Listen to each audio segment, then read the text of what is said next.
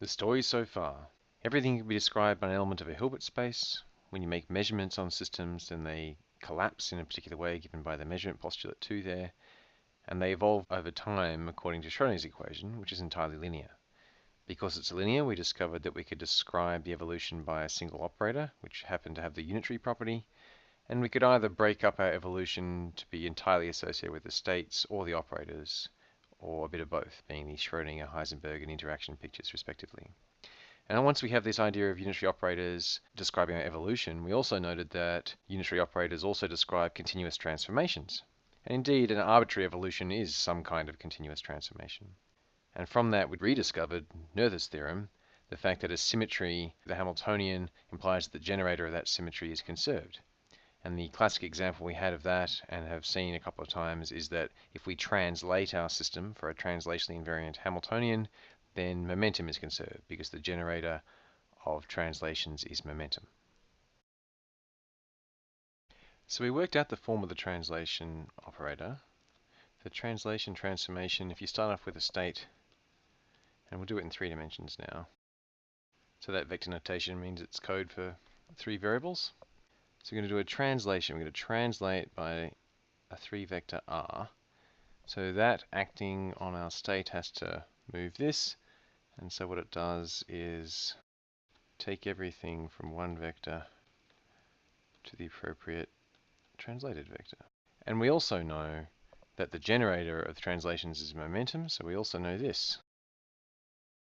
So we know it's of exponential form because translations are additive.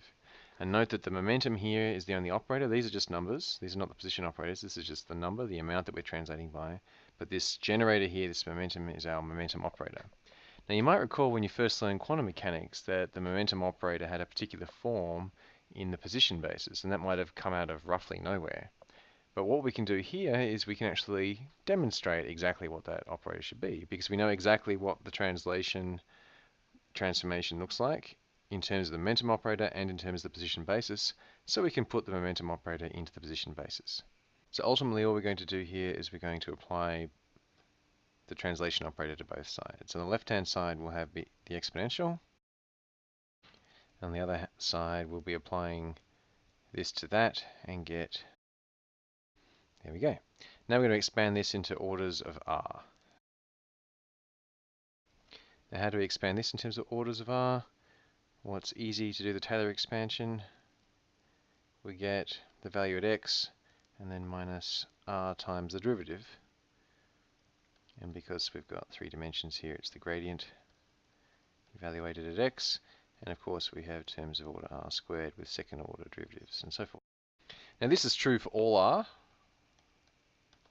And so it's true for all orders. The 0th order is simply that the state is equal to the state, so that's easy. So the first order version is this. There we go. And again, this is true for all r.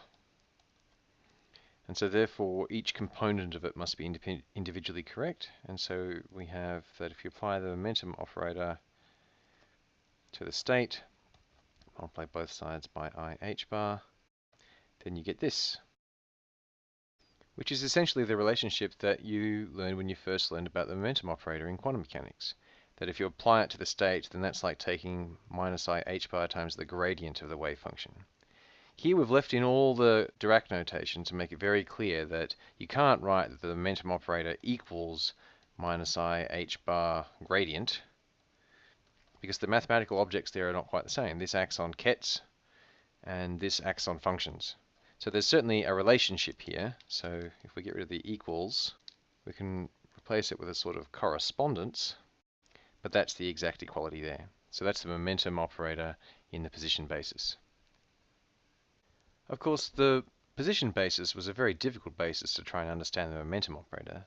An operator is best understood in terms of its own eigenstate. So if I have a momentum operator and I have a momentum eigenstate, then by definition, that's an eigenstate, and the eigenvalue we will call momentum. So one of the things I like about this equation is that it uses P in 3 completely different senses: as the operator, as the index of an eigenstate, and as the eigenvalue of that eigenstate.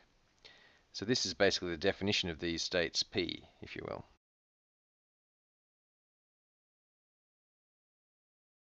Now putting the momentum operator into the momentum basis, that's showing what it does to a state in the position basis.